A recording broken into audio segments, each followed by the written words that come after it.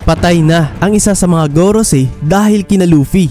Hinahanda na ng mga Marines ang mga Seraphims, weaponized Sea Beast at ang mga Mark III Pacifista dahil sa aalis na sila ng Egghead. Tinanong naman ng isang Cyberpol agent si Lucci at Kaku kung nasaan nga ba si Stacy. At ang sagot lang ni Lucci na namatay daw si Stacy sa gitna ng laban, habang si Kaku naman ay nakayuko lang at walang imik. So desidido nga talaga si Lucci na gumanti kay Stacy dahil sa ginawa nitong pagtatraidor sa kanila. Huli nating nakita si Stacy sa may laboratory at tinulungan nga niya dito si Kaku mula sa pagkakakulong sa isang bubble. Binalaan nga ni Kaku si Stacy mula kay Lucci kahit na masakit sa kanya itong pagtatraidor ni Stacy at galit na lang nga niya itong pinaalis. Well, probably nagsinungaling nga talaga si Kaku kay Lucci patungkol kay Stacy at siya itong nagsabi kay Lucci na patay na si Stacy. Nasa barko na rin ng mga Marine si Saturn at kasama niya dito ang mga Vice Admiral sa isang silid para pag-usapan ang mga nangyari sa kanilang misyon. Sinabi dito ni Saturn na nagtagumpay silang makuha ang lahat ng kanilang pakay. Ngayon na nasa kanila na si York, ang Punk Records at ang Power Station ay nasecure na nga daw nila ang access sa Eternal Mother Flame. Sapat na nga daw sana talaga itong mga resulta. Kaso mayroon silang isang sobrang laking kabiguan. Humihingi naman ng tawad itong mga Vice Admirals dito. Kahihiyan nga daw to sa mga Marines na di nila nagawang mahuli si Bonnie at ang Straw Hat Crew.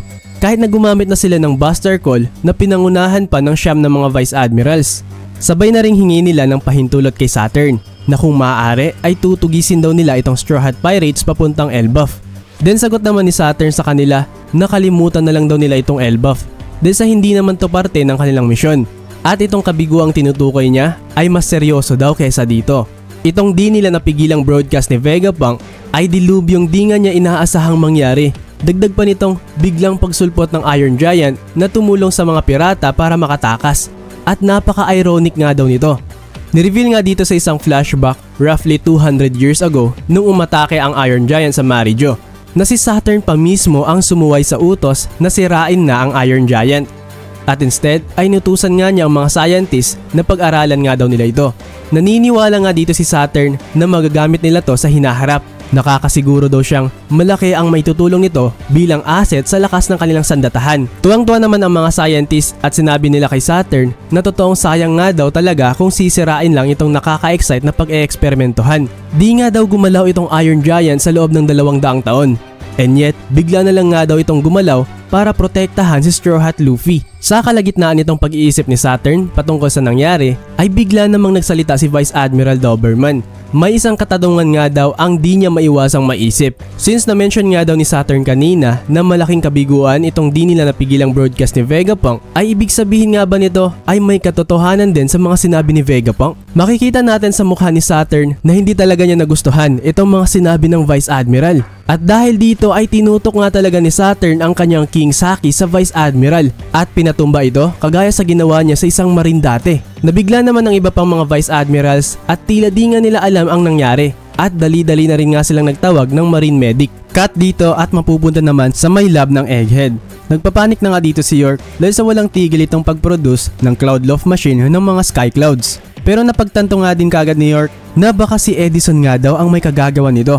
Pinagmumura nga dito ni York si Edison at ba't di pa daw to kasi namatay sa Faberio Stratum. Then i-reveal nga dito na buhay pa pala si Edison at bigla namang nagpaputok ng laser beam si York pero nagkamali siya sa kanyang naging galaw at di nga niya inaasahang nakalipad na ang Punk Records sa kalangitan gawa ng Sky Clouds. So huling nakita natin itong si Edison nang pinili niyang di sumama sa Straw Hat Pirates at instead ginawa niya ng paraan para umabot ang Sanigo sa karagatan once natatalon sila mula dito sa pamamagitan ng pag-extend ng Sky Clouds sa Labo Face. At sa malamang sa mga oras na to ay pinlalo na rin nga talaga ni Edison itong pagtangay sa Punk Records habang nakafocus itong mga elders at si York sa pagtugis sa ating mga bida. And in the end, tagumpay nga talaga siya sa pagkuha ng Punk Records na siyang sobrang crucial na bagay dahil sa napakadelikado nito kapag mapapasa kamay ito ng world government. At maaari nga nitong pahirapan sila York sa pag-utilize ng Mother Flame. Then mapupunta naman sa may Marijo. kung saan nagkakagulo na nga ang mga Celestial Dragons at sinasabi nilang sinungaling si Vegapunk. Besides, kahit na magkakatotoo man daw itong mga sinabi niya, hindi naman daw sila maaapektuhan nitong paglubog ng kanilang mundo since nasa itaas sila ng red line. Ramdam na rin nga ng mga Celestial Dragon itong problema nila sa kakulangan ng pagkain, gawa ng paglusob ng Revolutionary Army sa pangunguna ni Sabo during Reverie. Cut dito at mapupunta naman sa may authority room ng Pangea Castle. Laking gulat ng 4 na elders na nandito dahil sa bigla na lang ang pumasok sa silid si Saint Figarland Garling at tanong nila na ano ang ginagawa niya dito. Sagot naman ni Garling na may bagong utos daw siyang natanggap at kagaya na rin nga sa mga elders itong suot ng Supreme Commanders ng mga God's Knight. Tanong naman ni Mercury na galing kanino daw ang utos na ito. Tila di naman makapaniwala dito si Jupiter. At sabi naman ni Mars na huwag kalimutang lumugar ni Garling. At tila naguguluhan naman dito si Nusjuro. Minention dito ni Garling si York at magiging sakop daw niya itong Vegapunk sa kadahilan ng siya na ngayon ang bagong Defense Science Warrior God.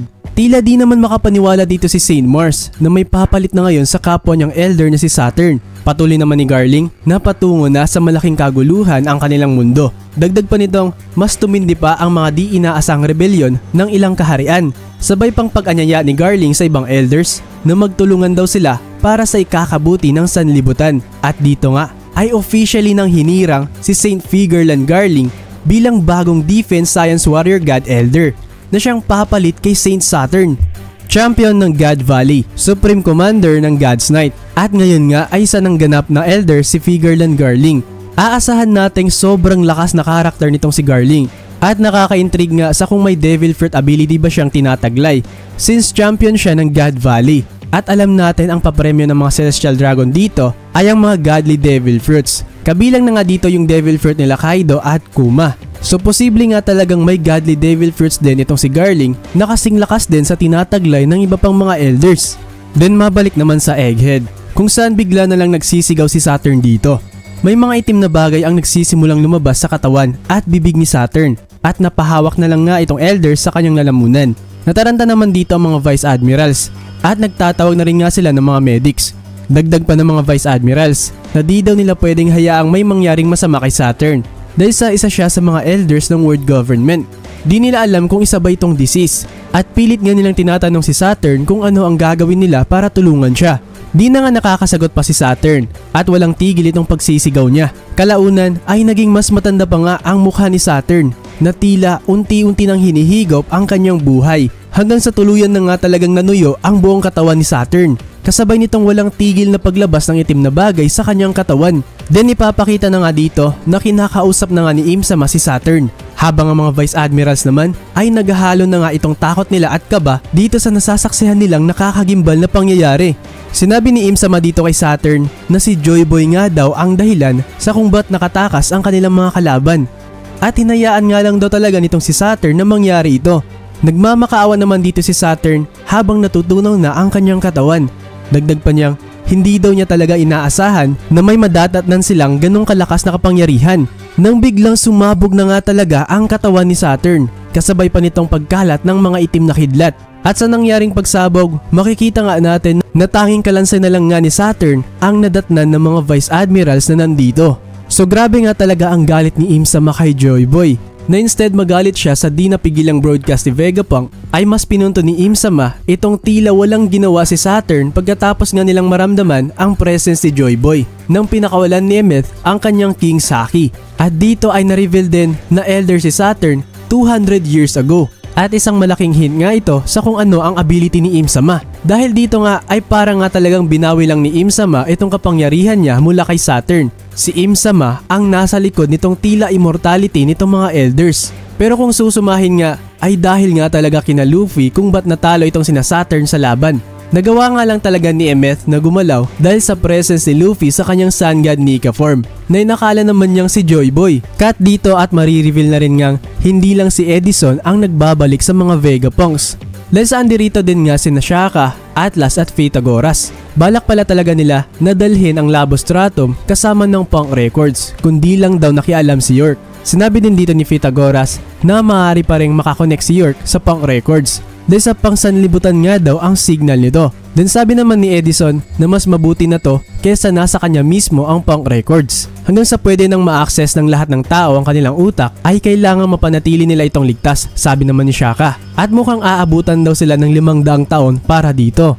Sumang-ayon naman si Edison, dagdag pa niya na napakarami ding galit sa kanila dahil sa kanilang broadcast. Kaya kailangan din nilang mag-iingat. Sumang-ayon din si Pythagoras at sabi niya na ngayon wala na silang pampinansyal kagaya ng sa ginagawa ng world government ay di na rin nila magagawa pang makapag-imbento ng mga bagay-bagay. Then sabi naman ni Edison na ang partners na nila ang bahala dito.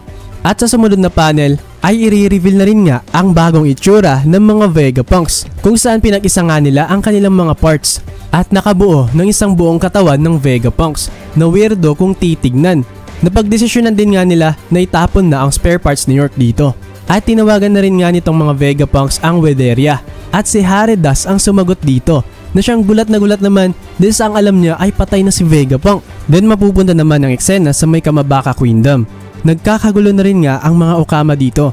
Then makikita naman natin si Koala na sinusulat itong mga impormasyong ibinahagi ni Vegapunk.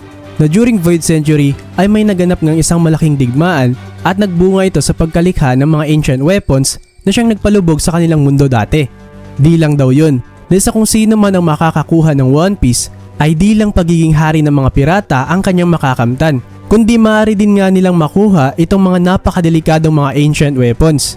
Napagtanto na rin ng mga officers ng Revolutionary Army na kung ba't pinili ng mga naunang mga Celestial Dragons na manirahan sa Red Line dahil sa ito ang pinakamataas na bahagi ng kanilang mundo. Na-mention din dito ni Eva ang mga naglalakihang mga bridge-like structures kung saan sa loob ng 700 taon ay ginagamit nila ang kanilang mga slaves para ipatayo ito. Sobra namang nabahala si Dragon dito at napagtanto niyang may mangyayari ding di maganda dahil sa naging warnings ni Vegapunk sa sanlibutan.